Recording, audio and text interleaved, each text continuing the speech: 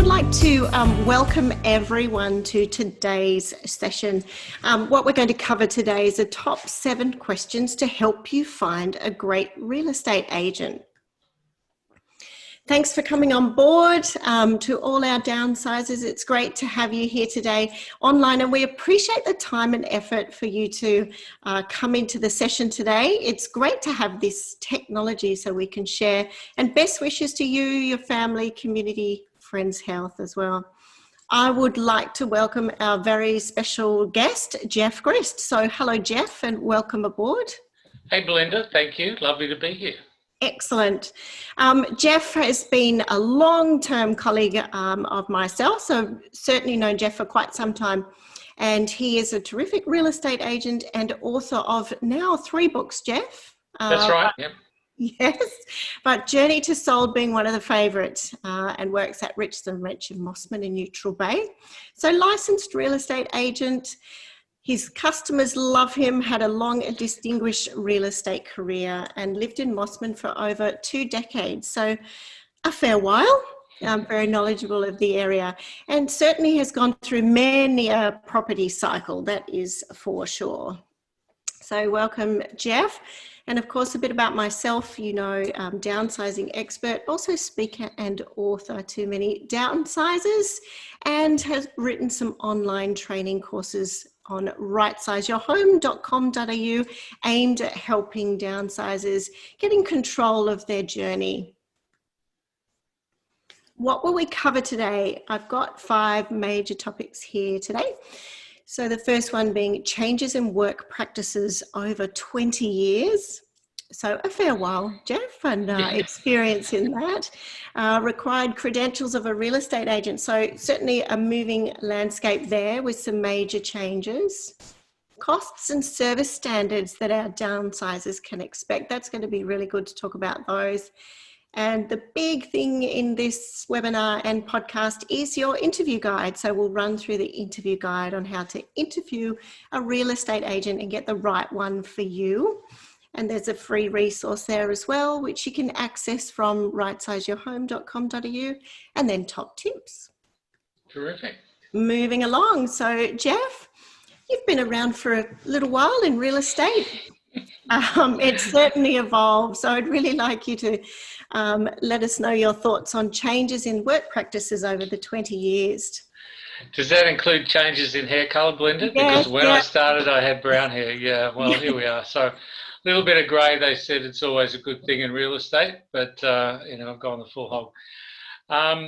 Look, the originally, when I started out in real estate agents, the agencies, they were much smaller family-orientated offices. There were franchise groups around, but they were fairly still family-orientated. These days, we've got a lot of larger offices that are running teams of agents, and often the lead agent has maybe 3 or 4 people working with them. And when you hire a team like that, you not always quite sure who you're going to get. But so it's an interesting thing how people used to sort of gravitate towards a brand. But now within that brand, there's a group of real estate agents working their own brand. So much of the message these days is the agent is the brand, and they just happen to be working out of an office that follows a brand that you may or may not know. And there's a lot more independent offices around now that have branched out from these licensed offices, and you know, they've done their training there, and then they've moved away and opened their own office with their own team. So team-based is now very much the way things go. But there's still a lot of family businesses, particularly outside of the capital cities, and they're always got good people in them. I guess the biggest changes over the years have been around accountability. And also the way to actually get into the business. So originally you used to be able to do a reasonably quick 2 or 3 day course, and that would give you a license to operate as a real estate agent, give you a certificate of registration, it was called. That's in the last year, that's even been transitioned out now, and you now have to be holder of a Class 1 license or a Class 2 license, or you're a sales assistant. So there's different ways of being represented now inside a real estate office. But probably the most recent changes also are around accountability. So we've had a fairly rough run with real estate agents of late, where there's been a few wrong things going on. So the Office of Fair Trading have implemented changes to raise the bar, to make it better for buyers to understand the way real estate is sold. So they feel like they're getting a better representation. And that comes around pricing particularly. We used to be able to price a property with words associated with it. So if the property was $1 million, we wouldn't just say $1 million, we'd say, oh, look, offers over $1 million, or offers up to $1 million, or from $1 million, or some agents were saying from 900,000, even though the owner was looking for $1 million. So you can now only price a property, and I'm talking New South Wales specific here, because unfortunately in Australia every state is different. Yes. Yeah, we're allowed to price a property with either a fixed price, say $1 million, or no price at all, that's acceptable as well, or a 10% guide. So if you're actually looking for $1 million, you may be able to price it $900,000 to $990,000, or $1 million to $1.1 million. So they're the sort of, or at the side, $950,000 to $1 million and 40, something like that. And they're scary things for our downsizers who may have had many decades of no property changing hands. So that could have been advertised at $30,000 when they bought their home. So that full value is it can be swallowed up in just a price difference of today's market. So that's quite a different spectrum to be operating on. And then, of course, the other thing I'm thinking is that it used to be the case to hop in the car and drive around with the agent and help yourself to a number of properties to have a look at and make your decision there. So big changes in the way we service, the way we price, the qualifications. There's some significant changes in the work practices there. Even those of you that are on the webinar, not on the podcast there, but you can see a styled property as well. So very different in the way properties were presented. It's almost every aspect. Absolutely, yeah. There's huge changes all around, yeah. And presentation these days is such an important element in the sale of a property. It really does have to pull on your emotional heartstrings when you walk in the door. Yeah, absolutely. Further on those license requirements, so could you run through the changes that have recently happened? And I think this is really important because part of our interview checklist that we're going to cover in a couple of slides, this is something that must be done. You need to be checking your real estate agent has the right credentials. Absolutely. Look, to be a licensed real estate agent, you need to hold a license, obviously. And you can go on to the Office of Fair Trading sites and check licenses to make sure that people are current. They're annual licenses, they come over every year, and you need to renew them. To renew them, agents need to do compulsory professional development, so CPD points they're called, and they need to do those prior to renewing their license each year. That way they're up to date with the changes that are coming through, both legislative and best practice. So it's important that you're working with a real estate agent that is up to date, that has a license and is in the best position to look after you. What they've done since March the 23rd, I think, this year, they've now introduced this position where if you're working in a real estate office, you have to have a certificate of registration to be a sales assistant. You can no longer be called a real estate agent just with a certificate of registration. So as a sales assistant, you can show property and help people, but you can't sign any documentation. So when it comes to listing a property, you still need to deal with a licensed real estate agent. However, they've also brought in a rule now to say that if you are working in a real estate office, after 4 years or prior to 4 years, you need to transition up from a sales assistant role to a class 2 agent's role. So that's putting a lot more pressure on people to say, yeah, I am in real estate now. I'm making that commitment to it. They're not just coming in and going out again. And also that they study and they get the required information to be able to represent a property, perfectly. So class 2 is the next step up, and then of course if you're a licensee of an office, you need to hold a class 1 license. So class 1 being actually a licensee.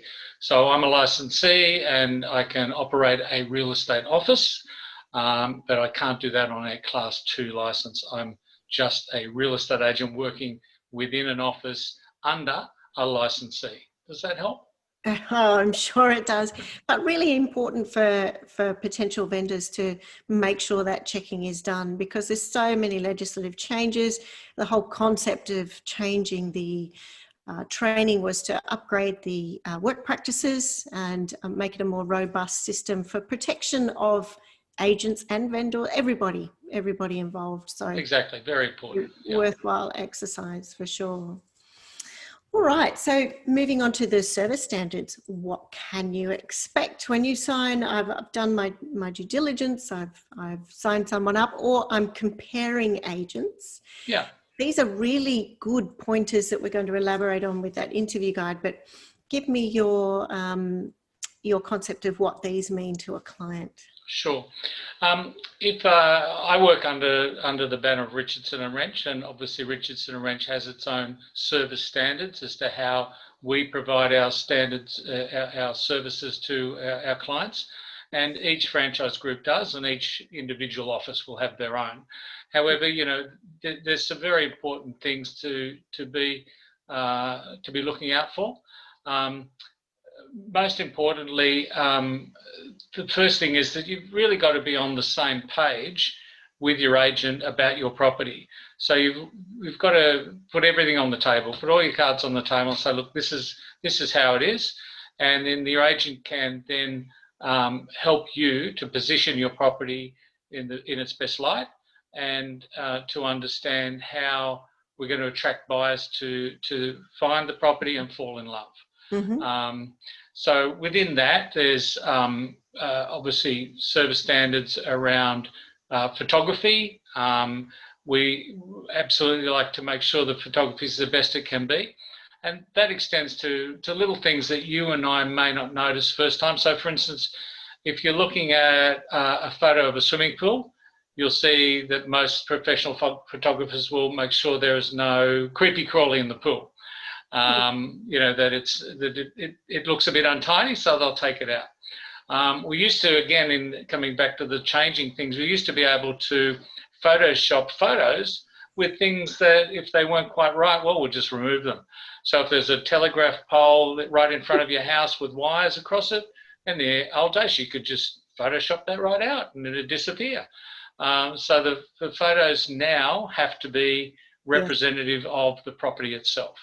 So again, there's service standards at literally every level that make it important as to how your property is represented and how your real estate agent represents you. Yeah, this is the professionalism we need, most definitely. So no profit from marketing costs there too? Correct, yeah. So I mean, obviously one of the investments that a seller makes in their property is marketing. And the marketing is passed on by the real estate agent at cost. It's not a profit center for them. And that's important to understand, because people think, oh, well, you should pay for the marketing, not me. I'm selling the property and you're going to, profit from that. However, the marketing investment by the seller is to make sure that the property is positioned and presented at its very best light. So if the real estate agent were to pay for that, they might put it at the bottom of the internet pile, with some poor photos and very little promotion. Because if it's coming out of their pocket, they're trying to sell the property to get their marketing costs back, not necessarily get you the very best price. I like the idea that's in the driver's seat of the vendor. So I see marketing as an investment in an outcome. So usually where you put whatever dollar you put in, you should be doubling that back, and that applies to the photos, the internet, all of it. Yeah. Absolutely, yeah. I mean, I'm a big believer in, if we're going to update the home prior to sale, that for every dollar you spend, you're going to want to get $2 back to make it worthwhile. So marketing aside, what comes out of that? What do you get for your marketing spend? So definitely photos, and we've done a webinar and a podcast on videos as well, so that's quite exciting. Yeah, sure. Look, these days there's so many marketing options available to people, but the basic package will be some professional photos, and they're photos that have been retouched, so that if you use your normal eye or a camera, you take a photo inside, the outside will be over exposed, and you know what you see on the camera is inside is okay and outside is out. So the professional photographers, they use a retouching process to make sure that the photo has blue sky outside and still the right lighting inside, so the photos look like they do to your eye but not to your camera's eye. So photos, a floor plan obviously is very helpful, because people need to be able to look at the flow of a floor plan and understand where their furniture might fit as well. So it's good to see some dimensions on the floor plan, the size of rooms and things like that. Then you've got your, obviously your brochure that they would, when they come to visit the home, they'll take home a brochure. And the importance of a brochure is, on the front, you've got some photos of the property and description and reminders. And on the back, you've got the floor plan. People like to be able to draw on that and see how things go.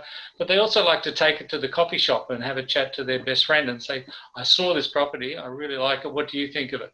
So it's a real conversation starter, that brochure, and can't be underestimated how much value there is in people getting together and sharing that information. Yeah. And yes, you can pull it up on a tablet or a phone, but there's something about having it in your hand and getting a pen and drawing all over it. Yeah. Writing your notes all over it, absolutely. Exactly. Yeah. Well, that's a good summary of the costs there, and of course, to finalise the cost is of course the commission. So commission, yes. Well, we don't all work for free. That's certainly part of the deal, and obviously, real estate agents are at different levels in their career. I've been doing it for a very long time, and we have our own service standards, and they come at a cost. So most agents are, charging in a range, and I'm often in probably the middle of that range. It's a fair place to be, and you are what you expect to be paid. And some people will say, look, I can get a cheaper agent than that, and that's very true. There's often somebody who'll do it for less, and when you do that, you're going to miss out on something. So the old adage, you get what you pay for. Unfortunately, that applies to real estate sales as well. But we have found that over time that the cheapest agent is actually the one that ends up putting the most money in your hand by achieving a higher price at the end of the sale than the one that charges the cheapest fee. Because if they've got less fee to run their team or cover their costs, then you're going to be the one paying for that in the long run. Absolutely. And furthering from commission, which is a great segue to the service standard. So we've got sort of four main areas. I think feedback, buyer communication, seller communication, and how is that all going to happen? Really important to set that framework at the start. Absolutely, very true, Belinda. And what I do when I sign up a new client is we discuss how they would like to be communicated with, because the biggest complaint about real estate agents is actually around communication. I signed up an agent and I've never heard from them since. So it's very important that after every open home that I conduct, I call the owner, I tell them how many people we had through, how many people have asked for a contract or a strata report if that's applicable, and be able to give them some immediate feedback about what just happened in their home. I mean, we've just spent 45 minutes showing people the home, and we might have had 15 groups of people through. So they're keen to know what's the reaction from people, what do they like, what do they don't like, and how many of them are considering the home as their future home. That 45 minutes can sometimes be the most nerve-wracking period for a homeowner that's selling. So there are different speeds at which that information comes back, whether it goes on an email or whether it's you were talking about video calls. So yeah. Look, some people prefer they like a phone call, but sometimes on a Saturday morning they're off doing other things as well, with kids with sport or other things. So I use a program to be able to give them a video call back and say, look, here I am, I'm still at your home, and here's the feedback fresh off the press. This is what people thought of your home. This is what the people that are in considering buying your home, and how I'm going to then follow up with them and perhaps get them to move to the next step, which is a second inspection, often with another invested buyer. So if mum comes and has a look at a property on a Saturday morning and gets home and says to dad that this home's really worth us investigating, I like to be able to communicate with them on the same day they're both together, and perhaps even get them back on the Sunday for a second inspection.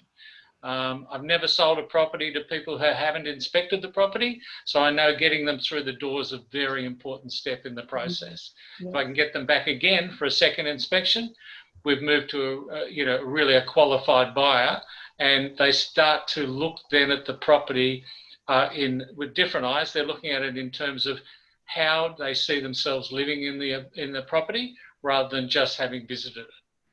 Yeah, absolutely. And that this whole feedback and buyer and seller and the vendor, it's a very nerve-wracking time. So I think having that all set up at the start, as we touched on before, means that everyone can not relax, because it's not a relaxing time selling a home, I've got to say, but have comfort in the fact that I know I've got a commitment. I will hear about the property at this time, and it's a good two-way thing. So the vendor isn't under pressure then, and the agent isn't under pressure, so they know when they've got to have their information back as well.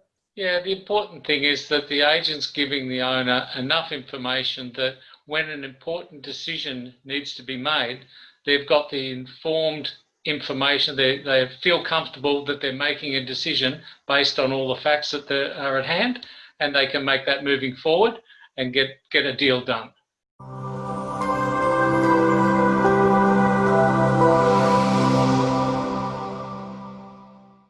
Hi there, Belinda Woolrych here, downsizing expert, author, and also Director of Learning at rightsizeyourhome.com.au. I'd like to briefly let you know about our fantastic online training courses, helping downsizers get in control of their downsizing journey. Part 1 of our course is Shifting Your Mindset. This is about understanding the right time, moving roadblocks, and how to be ready for your downsize. Part 2 is the Great Declutter Challenge. This is about planning and getting stuck into your family home declutter. Part 3 is adding value to your family home, how to profit with your best sale price and process. I hope you love the courses as much as me. Give it a go. What are you waiting for? You'll find them and much more at www.rightsizeyourhome.com.au.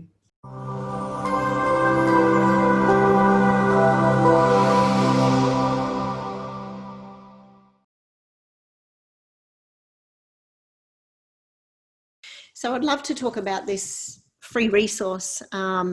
It's fairly normal to interview 3 agents. So in your experience, would that be right? Yeah, look, a lot of people don't sell a home very often. I've sold probably 12 homes in my lifetime, my own homes, which is probably more than usual. But most people may only sell a home every 10 years or longer. And so therefore, it's good to get 2 or 3 opinions from local agents about how they're going to represent you. So yeah, 3 agents is probably a good benchmark to be. Yeah. And someone may have recommended someone. Exactly. Yeah. So you may have had contact with an agent in recent times. So you might choose to bring them in for a chat. A good friend or a neighbour may have sold, and they would say, look, recommend. I had a great experience with this agent. So again, they might be a good agent to have a chat with. And then you might see a signboard that's on a similar home to your own in the neighbourhood. And you might think, well, that agent's also maybe worth a chat to because they're dealing with similar types of buyers at the moment. Yeah. Yes, yeah. Okay. So our listeners can go and locate this sheet. So you just need to go to www.rightsizeyourhome.com.au.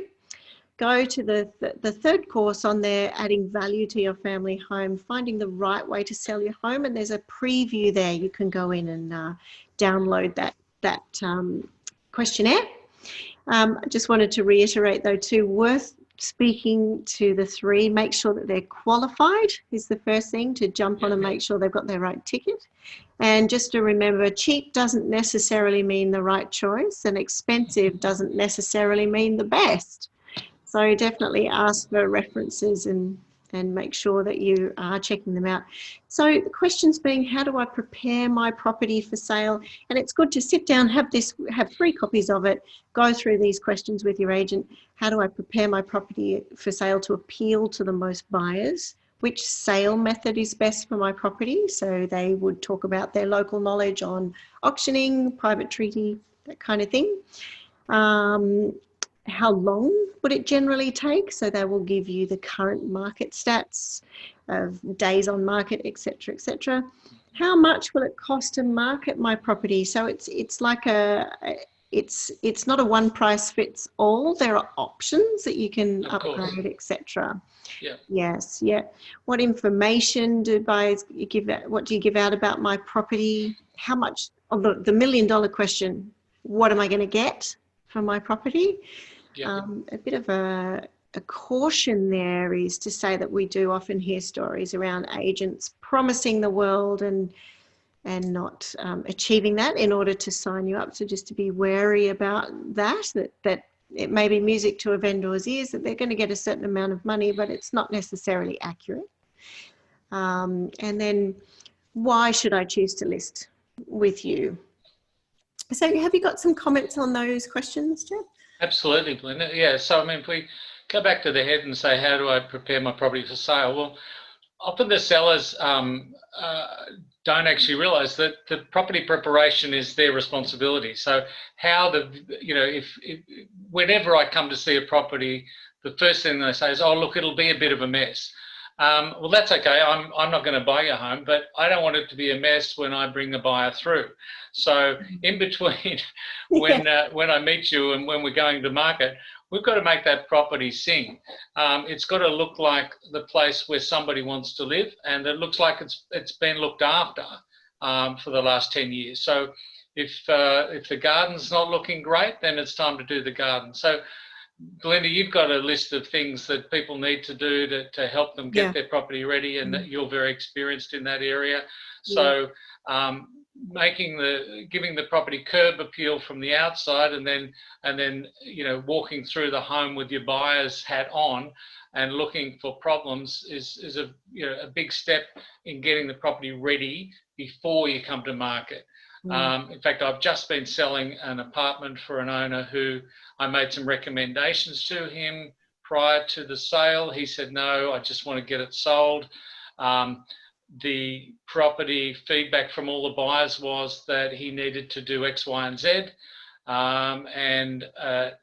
After six weeks, he decided he would do those things. So we got them done within 2 weeks, and now the property's sold. They were all things that all buyers wanted, but he was hoping that he'd be able to sell without spending that money. I mean, he spent about $5,000 and he got back about $15,000 more than he expected. So that investment made the sale happen very quickly. Yes. Preparation, very important. Which sale method will depend on the market you're in and the location and what your competition's doing. If everybody else with a home like yours is selling by auction, then buyers are going to be expecting an auction.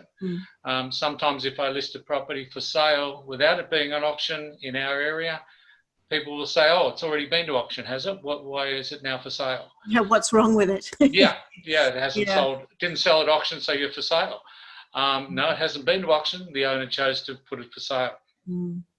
How long will it take to sell my property? Well, that depends on how attractive it is to the buyers, and that's both in its presentation and in its pricing. If it's overpriced but it looks beautiful, it'll still be for sale in a year's time. Yes. If it doesn't look beautiful and it's still overpriced, then it'll be for sale for two. So you've got that combination of getting the right price and the right presentation to get people to start to feel emotional about property. Buying property is not a logical decision. It's a lifestyle decision.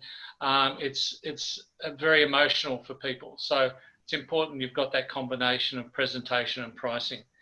What will it cost to market my property? As I said, that comes back to the combination of marketing that you choose with your agent, and whether you're just going to do the basics, or you're going to add a video, or you're going to add print marketing and advertising in online and Domain magazine, all sorts of things.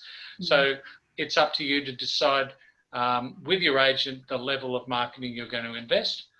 Your current estimated sale price, well, often that'll come about from an understanding of recent sales.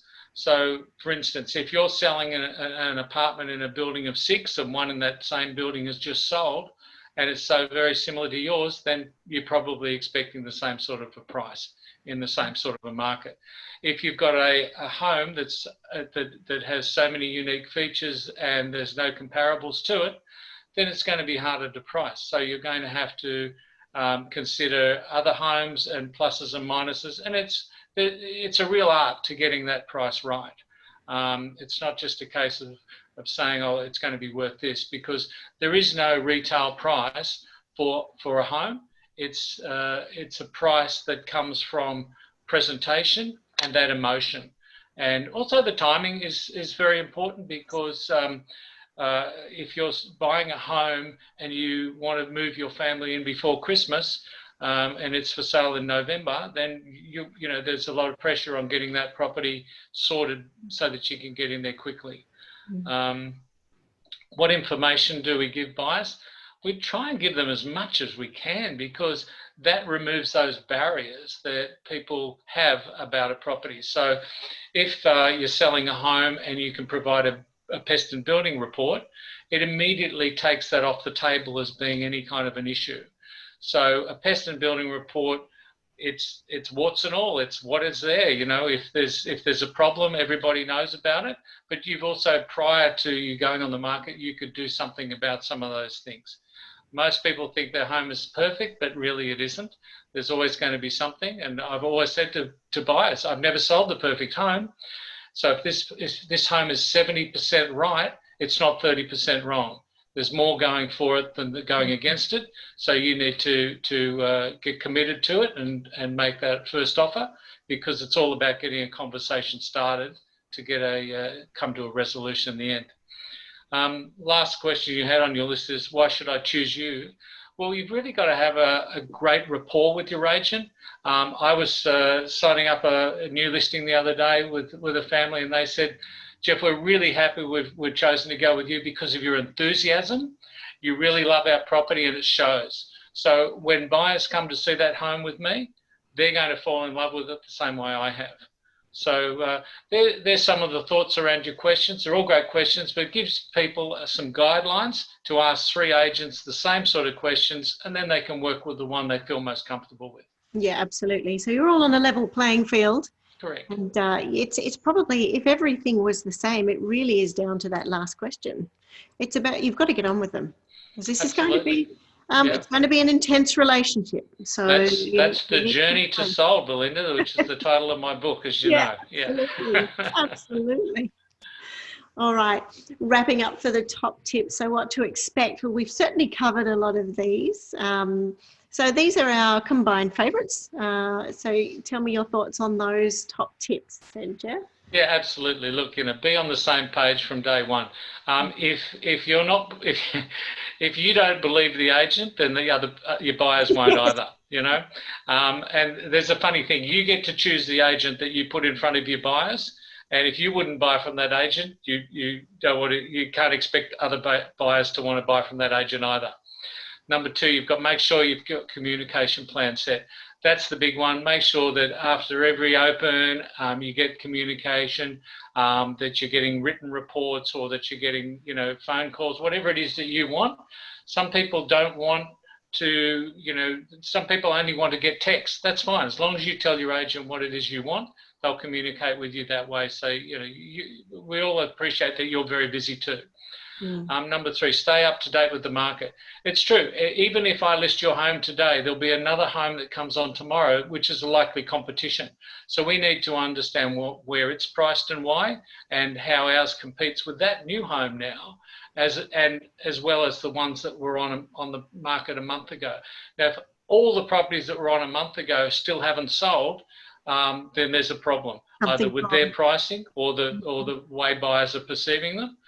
So we need to, when we come onto market, stand out as the most attractive property in the marketplace, for price and for presentation, and then we'll get people coming to have a look at it. Number 4 there, you've got most expensive and cheapest agent, not the best.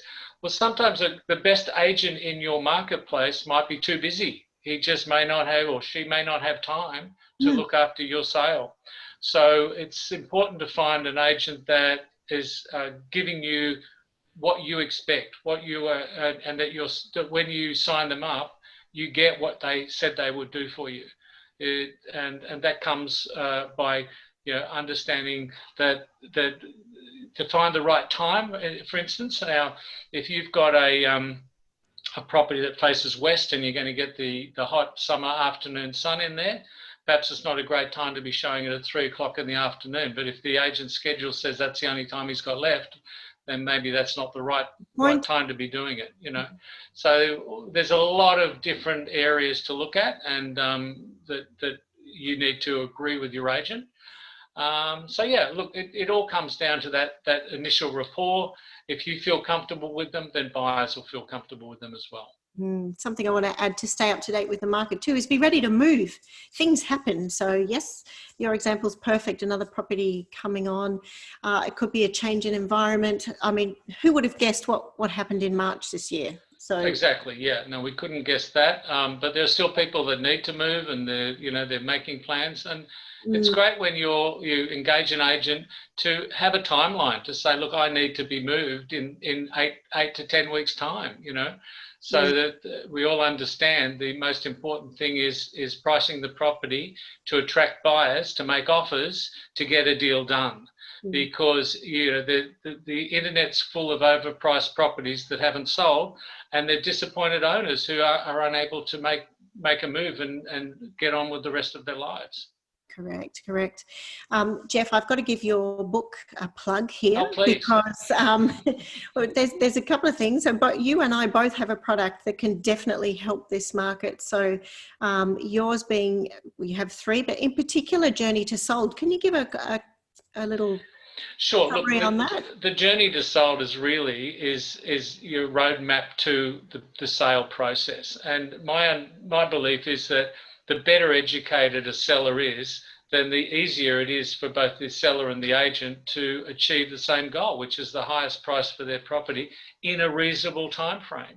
So much the same way as you would go to a travel agent to plan a big trip and they would sort out your journey for you, when you sign up with a real estate agent, you'd like to know what your itinerary looks like. So Journey to Sold, the book, is your itinerary for having your properties sold. Is everything going to go perfectly? No. Just like on travel, sometimes there'll be a cancellation, sometimes there'll be lost baggage. But together, if you understand those risks, we can make that journey for you a really great experience. I think it's a terrific read, and probably important to read that prior to the interviews would be my recommendation. Yeah, and then you've got a full understanding of the process, and you can also say, I don't want that to happen to me. How do we avoid that? Definitely. And then, so my courses as well, another very useful tool to getting control of that downsizing journey. So the courses on Rightsize Your Home, the first one is around mindset and getting ready for the huge change. Second one is around the whole decluttering side and what to do with all your stuff, which you may have taken 50 years to collect. And then the last part is very much on presentation, getting the property ready and how to maximize that dollar. And we referred to whatever dollar goes in, you would want to at least double that out. So that's what that course is all about. So there's a real resource bag here, a really good kit bag with your book and the courses, or books and the courses available. We've also got more exciting content. I think it's very exciting on the webinars coming up. So stay tuned for that. Other options, of course, I've got my book, Rightsize Your Home, as well, The Empty Nester's Guide to a Stress-Free Downsize. So that accompanies the courses as well. So I don't know, there's a lot to offer people in this challenging time. Well, I could just jump in and say, Belinda, anyone that's read your downsizing book and then I come to speak to them, you've made my job a lot easier, because again, everyone understands the process that they're only doing once or twice in their lifetime, and with education comes understanding and a stress-free process. So thank you for writing the books that will help people to make those moves. Yeah. We hope it's stress-free, don't we?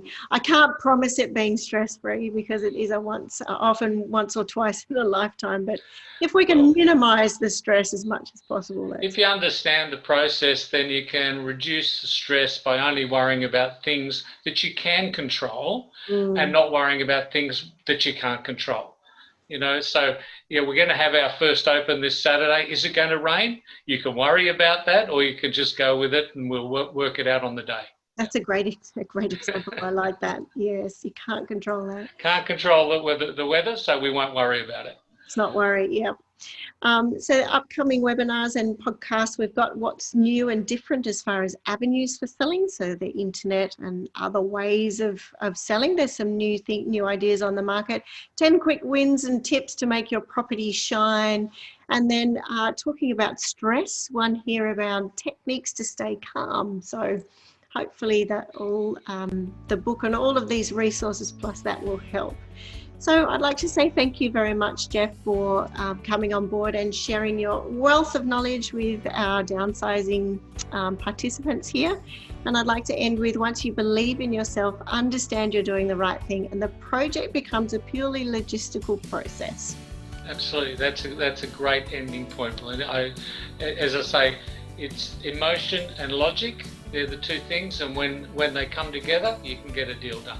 Yeah. Terrific.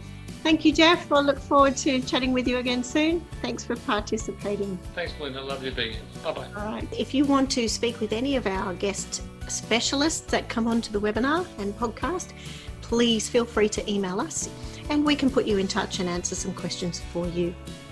Belinda Woolrych makes no representation and gives no warranty as to the accuracy of the information, and does not accept any responsibility for any errors or inaccuracies in or omissions from the information contained herein, whether negligent or otherwise, and shall not be liable for any loss or damage howsoever arising as a result of any person acting or refraining from acting in reliance on any information contained herein. No listener or workshop attendee shall rely solely on the information contained in this, as it does not purport to be comprehensive to render specific advice. This disclaimer does not purport to exclude any warranties implied by law which may not be lawfully excluded. This workshop, which includes any resources supplied, is only for the use of the intended recipients and is confidential and/or privileged. Belinda Woolrych shall not be liable for any errors, omissions, viruses, loss and/or damage arising from using, opening or transmitting this workshop.